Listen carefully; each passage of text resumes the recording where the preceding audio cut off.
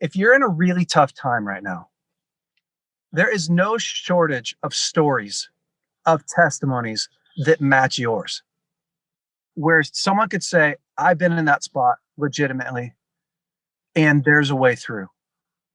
Whether your story lines up with mine or not, the truth is, in the world that I live in, where you're counseling people and you're seeing miracles and signs and wonders, and you also see it not work out lots of times, there are so many incredible stories of hope that I watch people more often than not overcome. I watch them come out on the other side better. And that's a lot of the reason why, again, starting out the book like I did, is we cannot be afraid of the struggle. And we cannot let the narrative in our mind be, oh, we're losing. Because this isn't going good, I'm losing. I'm going to end up horrible and this is going to be bad. Our ability to persevere and to push through is what gives us that breakthrough on the other side.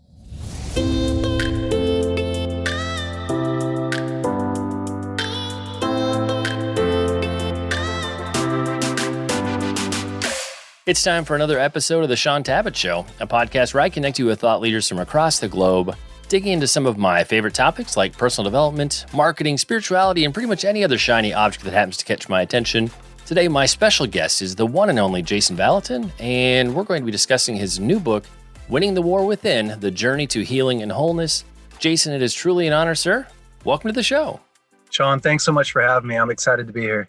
Well, Jason, oddly, I've been going out to Bethel for like 6-7 years, and you and I have never met until this very moment. I know there are going to be listeners in my audience who have not met you as well. So let's kick off our conversation today by having you share a bit of what we might call the Jason Vallotton origin story. Feel free to share your superpowers, your special abilities. For all of us meeting you for the first time today, what do we need to know about you? Yeah, I grew up in a really small town in Northern California in Weaverville. It's kind of a logging town. So I grew up there, born and raised. About in 2004, I came on staff with Bethel Church, worked for the school of ministry. So we have a ministry school. It's a 3-year program that students go through. And I came on staff there, worked there from 2004 to now. So I've been at the church, for quite a while.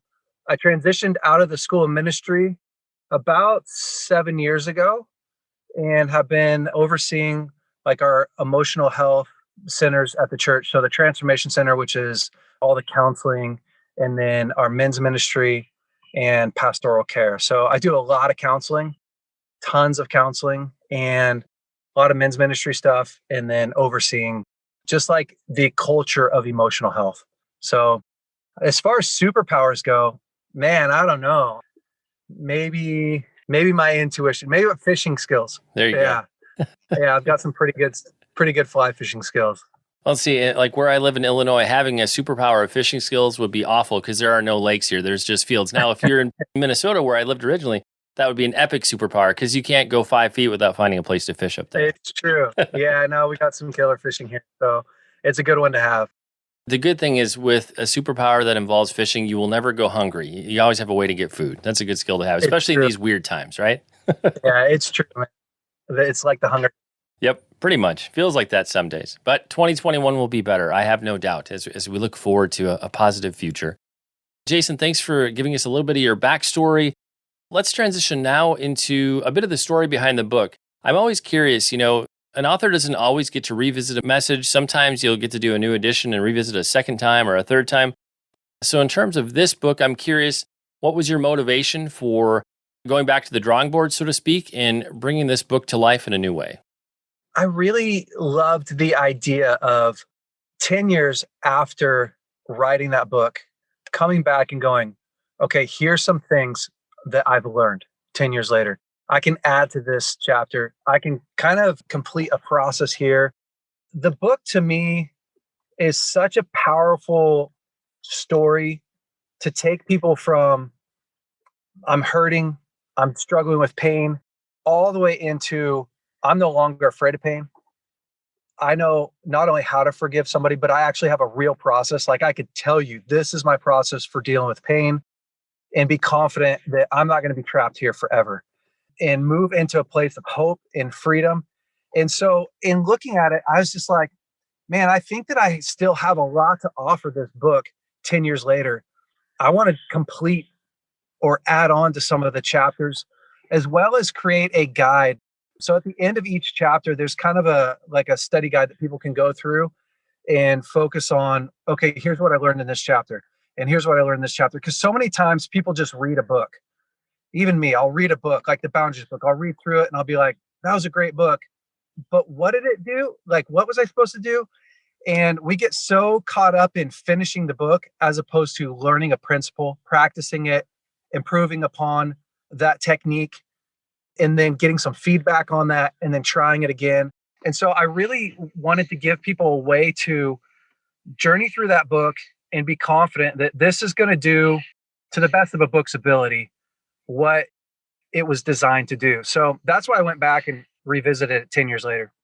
I like that you added the kind of study questions, reflection questions to give readers something to do. I feel like that's critical because, like you said, I want to finish reading this chapter before I go to sleep, or we'll want to finish the book because we want to check off that box. Look, put that on the finish shelf.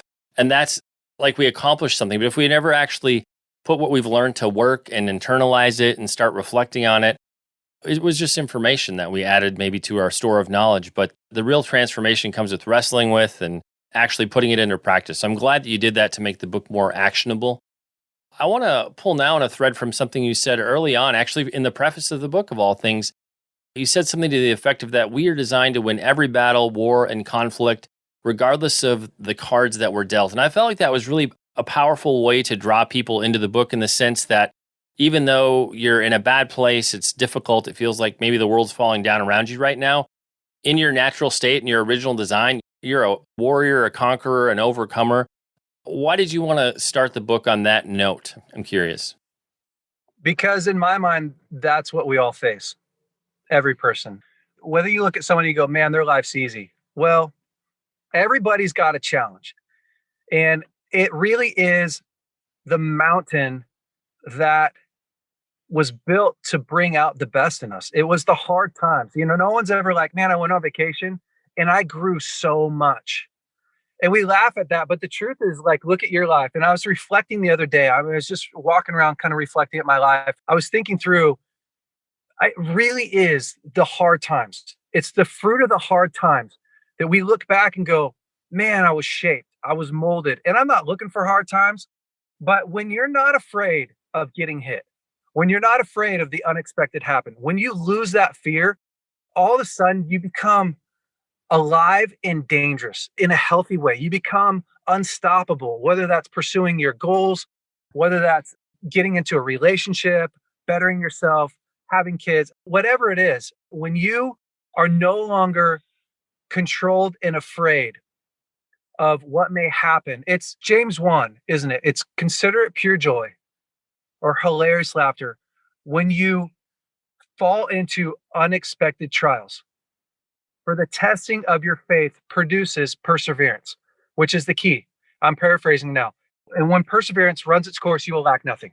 When we get into a hard time, if we can remember and go, oh, you know what? Hard times are things that test me. Now, I have what it takes. And when I have confidence that I have what it takes, because I know that he has what it takes, and I actually know the process for doing this. I'm not clueless.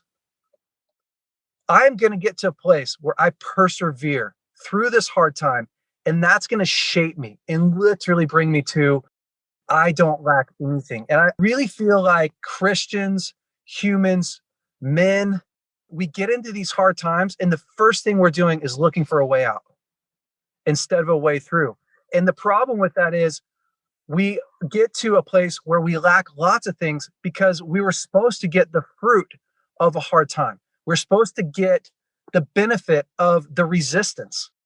It's like going to the gym and lifting one or two weights and being like, and then going home and then going to the gym. And you're just like, I don't really want any resistance. Well, you don't get the benefit of resistance when you don't press into it, or doing a 3/4 workout.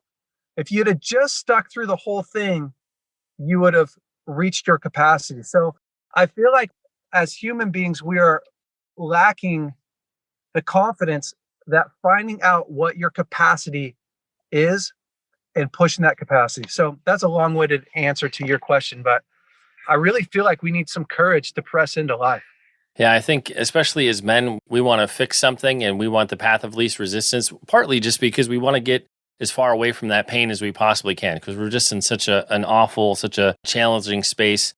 In terms of, as we're in the midst of walking through that hard place, I feel like one of the scariest places can be inside our own head. We've got an inner dialogue, we're talking to ourselves, God's speaking into that sometimes too as well. But in terms of our inner dialogue, why do we need to be aware of and actually think about what's happening in our inner world? Because sometimes we can be steering ourselves in a good direction. Sometimes we can be steering ourselves in a really bad direction. I think that a lot of hopeless or hope comes from what you're saying to yourself. And same with confidence. All the words that you're saying to yourself on the inside, they have an effect. And oftentimes when we are beating ourselves up or doubting or have just unhealthy thoughts, we're literally creating this atmosphere, this culture, our inner culture of just doubt and negativity and depression. And listen, there's already enough of that in this world without going through that personally. And then, you lose confidence, and then you lose identity. So, more and more people are just so struggling to have hope. The challenge is we're looking for hope from other people and other places, which is okay. But at first, we have to use the main source of hope, which is God, right? God is our main source for direction, protection, identity, comfort, love, unconditional healing, grace, mercy, a couple other things in there.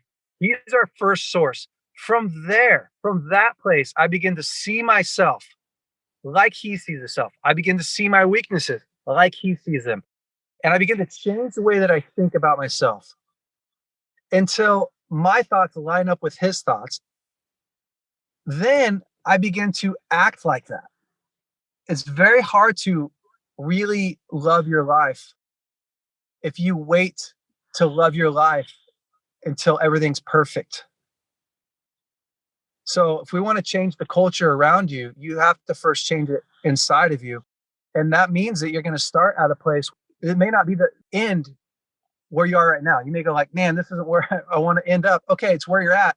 Let's start to focus on what's great, what's right, what's beautiful, what's lovely. It's Philippians 4, isn't it? Yeah, I think there can be a tendency to either we're looking back or we're looking forward, but we're sometimes afraid to be in the moment and see the good or wrestle with what we're in the midst of. But often that's exactly the place that we need to be present in order to properly move forward. Jason, I want to pull a little bit more on kind of the long journey, God stretching us, we're being grown. I feel like in hindsight, we can often go like, man, that was a hard season, but wow, I grew, wow, I learned things. I'd love to hear either a testimony from your own journey or from somebody that you've worked with through the years. Talk to us about a backward perspective on real good growth and stretching happen in the midst of a hard journey. Oh, man. There's just hundreds of stories. My whole life just feels like, for me personally, I can look at my life and I got married really young, married at 18 years old out of high school. So the year I graduated, got married, had my first child by the time I was 19 years old. And life was awesome. It really was. And my marriage ended in divorce in 2007, 2008, through that period of time. And it was just the hardest thing I've ever been through. Being a single parent, raising the kids, just all that stuff. Just the challenge of waking up every day, being present, going to work, coming home. Being a single parent, there's almost nothing harder. And I'm not saying good on me. I'm just identifying with it is so challenging. And I really, during that time, I just felt so expectant that God was going to get me through.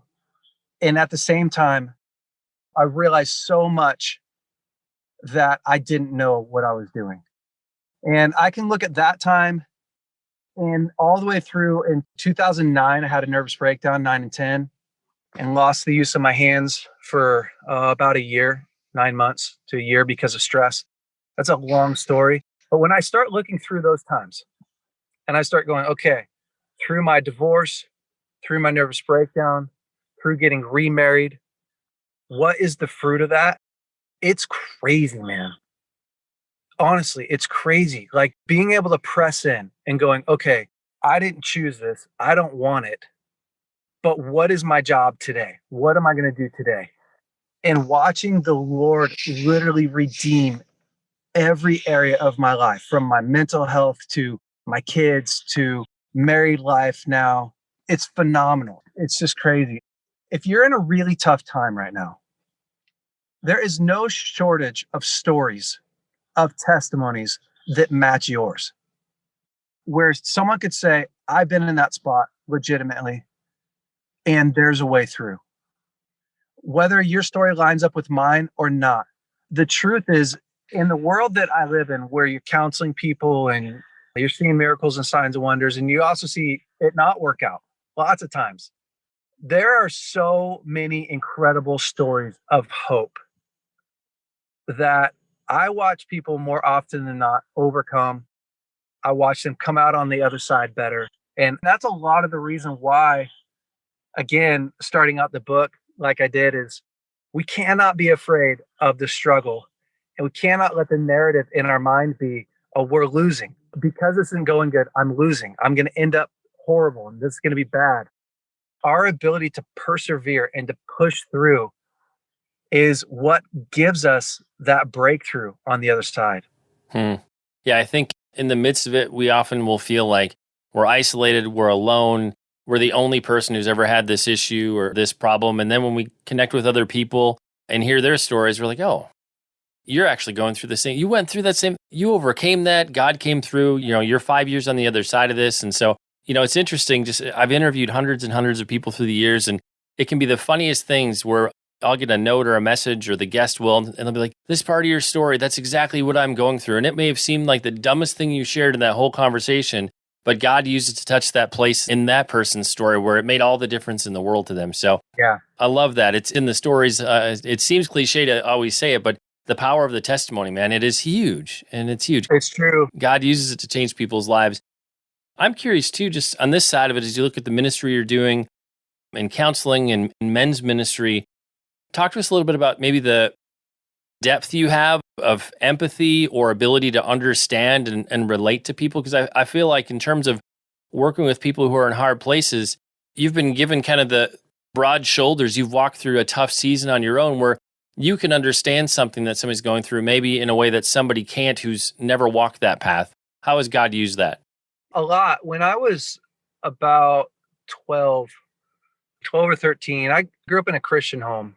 Just a really good, little house on the prairie. Nothing really bad ever happened growing up. And my dad used to sit down with me after dinner and he would tell stories, all kinds of funny stories, Bible stories. My dad's an incredible storyteller. And when I was 11 or 12, he was telling me about David and his mighty men. And he was telling me how David's mighty men, a lot of them were outcasts. They were the people that nobody wanted. They were these men that had sinned, and they were hiding with David while David was running for his life in these caves. And, David's men, I think there's 37 of them, got transformed.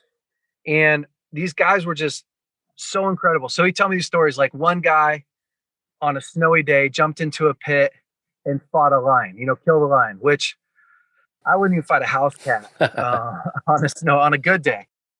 Bad dudes. Two guys could take on 10,000 in a war. So at the end, when he's telling me about all this stuff, I can remember to this day, like my heart is burning inside of me. And I tell my dad, that's what I want to do. He's thinking like, I want to fight guys, which was true. I'm a dreamer. I'm a young boy. I'm a dreamer. But I said, no, I want to transform people. That's what I want to do. And I didn't really know what that meant. I just knew I wanted to help people. Fast forward probably a half a year. Youth group was Wednesday night for probably everybody. You probably went to youth group on Wednesday nights. That's just the night of the week that it is. Youth group's so boring. It was horrible. And I remember thinking like, I'm done. I don't want to go to youth group. But the problem is I have to tell my dad and he's got to agree to it. So my dad walks in one night and I tell him, hey, I don't want to go to youth group. So he said, okay, well, let's go talk in the room. So I'm sitting on the bed and he goes, why don't you want to go to youth group? And I just knew I had to convince him. So I was like, oh, it's really boring. My dad hates boring. It's really boring. And have you checked the long-term effects on kids who are bored? Whatever it took, And there's non-Christians that come, and there's homeless people that walk in, which all that stuff was true. And he's kind of shaking his head and he goes, it sounds like you're going for yourself. Well, what I thought he was saying was, you should be going for yourself. That's good. And I was like, yeah, I think I am going for myself. And he said, son, going to church for yourself, that's the lowest level of living as a Christian. That's the bottom line. And I was like, so crushed. He wasn't saying you're horrible. He was saying, that's baby stuff. That's tiny. And he said, look at me. So I remember looking in my dad's eye. I know, it was as intense as I'm saying. He says, look at me. He said, you have what people need. You have what they need. I want you to go to youth group and find somebody who has what you need and give it to them. Why is this story significant? It's significant because people always ask me, like, when did you learn counseling? How did you learn counseling? It changed the whole entire way I did life, not just church Sunday morning. My entire paradigm for life, for my life, was changed because my dad said, you have what people need. Don't live life trying to get something out of it. Live life trying to give something. So I started going to youth group. I would find kids that had needs. Every week I'm outside talking to a kid. I didn't have any tools. I just had compassion. I had empathy. I had understanding and some advice. And that eventually over time that grew. And then when I came on staff with school ministry, there's hundreds and hundreds of kids there and adults.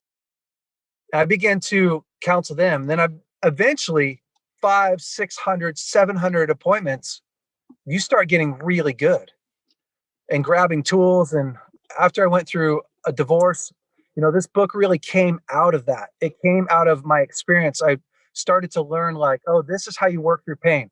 I remember the day when I've learned, oh my gosh, like, here's an actual process for dealing with pain, which we can talk about in a little bit. But I started to go through these different processes in my life, learn how to deal with anxiety, all that stuff because of what I went through.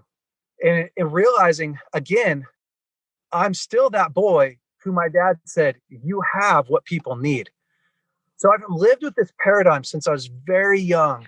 You have something to give. I mean, whatever. You have something to give, go give that. And I don't know what qualifies me besides I have always cared for people.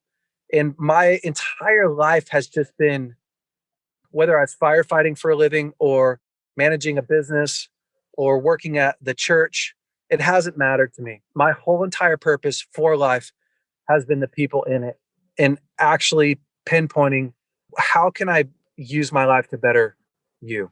Well, I want to pull on a thread of kind of maybe tools or habits, if you will, whether we're talking about dealing with pain or anger or things that are going to maintain a good sense of emotional health and balance. Like, what are some of the things we can utilize to get further down the path and also maintain kind of healing and wholeness on the other side? I guess kind of two questions. Yeah, it's great. I think for starters, you have to know what's going on inside of you. You can't fix what you don't know, and what you misdiagnose, you'll mistreat. So I see a lot of people misdiagnosing what's going on inside of them. And we know that that's one of the most dangerous things at a doctor's office. If they misdiagnose what's going on, either you don't get well or you can get worse. So for me, I like to say, if I can give people one thing, for starters, self-awareness, the ability to know what's going on inside of you anytime you need it. So that's not introspection. I'm not walking around and going, what's wrong with me? It's not self-condemnation, going, something's wrong with me. I know something's wrong. It's, how am I doing? Being able to catch small sparks, little tiny things before they turn into forest fires. For instance, if I walk in and I see my wife and I feel shame right away, maybe I don't know why. As long as I go, oh, wow, I know I just felt shame. Something's wrong. That's weird. I don't normally feel shame, and I just felt shame. If I can do that really quick, then I can go, hey, babe, it's so weird. I walk in and I feel shame. From there, I can catch it or whatever. Maybe I feel powerless. If I don't know that I feel powerless in a conversation with my wife, before you know it, we're 30 minutes into this big argument, all because I didn't know I felt powerless. Therefore, I feel afraid. Therefore, I'm trying to self protect. So, self awareness to me is a breakfast, lunch, dinner thing. I set alarms on my phone when I'm first learning, and they go off. And in the morning, it says, "Good morning. What do you need? What do you need?" It may be nothing that day. You may go, "Oh, I'm doing great." But you want to know right away. When you're talking about needs, think through body, soul, spirit needs. Christians do a good job at spirit needs, and they typically neglect body and soul. But if you neglect your body needs and your soul needs, I mean, eating well, sleeping well, exercise, have fun, literally the body needs and the soul needs, if you neglect those, they're all linked together. So one bleeds into the next, which bleeds into the next. And without doing a whole teaching on it, I really feel like if people can start to go, okay, breakfast, lunch, and dinner, I set an alarm in the morning or write on the mirror, how are you doing today? What do you need? Oh, I feel lonely today. Great. That's fine. At least you know, what do you need to do to remedy that? I feel anxious today. Okay, no problem. Lean into that. What do you need right now? Do you need time with God, or do you need to go on a bike ride? Is it a spirit thing, or is it a body thing? Where's that need coming from? From there, you can begin to create a culture of good emotional health, mental health, spiritual health inside of yourself, because you know what's actually happening. So I feel like if people would do a good job at taking care of their body, soul, and spirit by being aware of it, it would have such an easier time really creating cultures of health. I like that idea of slowing down enough to actually kind of feel what we're feeling. And I love the idea of the trigger points, whether it's an alarm on your phone, whatever it takes to stop you long enough to actually have that kind of inner conversation to check yourself. That's brilliant. I think most of us, we are so on autopilot. From the second we wake up, we pick up that phone and we're just going, going, going. And you can get to the end of the day and you don't know where it's all gone, but you've not even stopped to check yourself at all. You're just running as the emails and the phones and the meetings lead you. I love that idea to slow down. Jason, it's almost time for us to wrap up, so we're moving into the home stretch. But anything I haven't asked you yet that you want to make sure we fit into this conversation today? Yeah. I wrote the book to help people learn how to process pain, not be afraid of it, get all the way to the end of that journey. And to me, forgiveness and processing pain, they go hand in hand. And I really feel like forgiveness is one of the most misunderstood, misused tools in the kingdom. We think that we just have to keep saying, I forgive somebody over and over and over again. And for me, that's the first level. It's a very baseline, basic level of forgiveness. But there's a much better process for learning how to work through forgiveness by confronting our pain first, being really honest about how we feel. And so in the book, I give a 5-step process for how to process pain. Literally 1, 2, 3, 4, 5. And most people they're also afraid to feel any pain or to have any type of anger. And so we stay very locked up because we do like Christian anger, which is like, I'm just so frustrated right now. It doesn't actually really match what happens to most of us. You know, if you've been bullied your whole life, you've been abused your whole life, you're not like, I feel really bummed out that I was abused. It's just not real. It doesn't match. And then we wonder why we're locked in the prison of pain. So, you know, a lot of people are so afraid to really process what's going on, or they try and start from forgiveness and then hope that forgiveness somehow takes away the pain. It doesn't. Forgiveness is not a blanket that we throw over our whole entire life and go on with our life. It's not. It's supposed to be applied, or it's most effective when it's partnered with compassion. And you're only going to have real compassion for the person that wronged you once you've processed your pain and heard from God. And you're probably only going to hear from God really to the depth that you need to when you are in your pain facing it. So I want to just give people hope and let them know, like, where you're at, the pain that you're in, you don't have to live there and you don't have to stay there. And I don't know that this book answers everybody's problem. It doesn't. I don't know that it's all that you need, but it's a lot of what you need. If you're in pain, this book's going to help you learn what to do with it and actually give you a process so that when you wake up in the morning, you can go, okay, I know what to do here. Is it a day that I need to sit down, sit with this thought and move through it? Or am I too tired and I need to go have some fun and recharge? Having something that helps you figure those two things out, to me, is critical. It's really crucial. So I really just want to encourage people and give them hope that they're going to find a way through, and it's not going to be as hard as what they think. Well, Jason, before we go, I'd love for you to take a few moments, pray for the listeners, however you feel led to encourage the folks who are going to encounter this episode. Yeah, Father, I thank you for everyone listening. Lord, I just ask that we would have the grace and the understanding to be the healthiest people on the planet. And Lord, from that place, that you would begin to redeem our families, what's been lost, the disappointments in our life. Lord, that you would pour hope into all the hopeless places. God, I ask that this year would be a year, this 2021 would be a year of peace. It'd be a year of advancement, a year of growth, and that you would fill our hearts with courage. Amen. Amen. Amen. Thank you so much for that, Jason. And for the listeners who'd like to connect with you, find out more about the book, find out more about all the cool stuff you do, where can we connect with you on the web? Yeah, they can go to jasonvallotton.com or they can hit me up on Instagram or Facebook. And like we do with every episode, we'll have detailed links in the show notes, places where you can connect with Jason and pick up your very own copy of his new book. It's time to bring this episode of the Shaun Tabatt Show to a close. Many thanks for being a part of my conversation with Jason Vallotton. Once again, our book today was Winning the War Within, The Journey to Healing and Wholeness. If you'd like to connect with Jason and find out more, a great place to start is his website. You can find that over at jasonvallotton.com. And Jason, I just want to say thank you so much for sharing with us today. It's been an honor. It's been a pleasure to have you on the show. Thanks so much, Shaun. I appreciate you.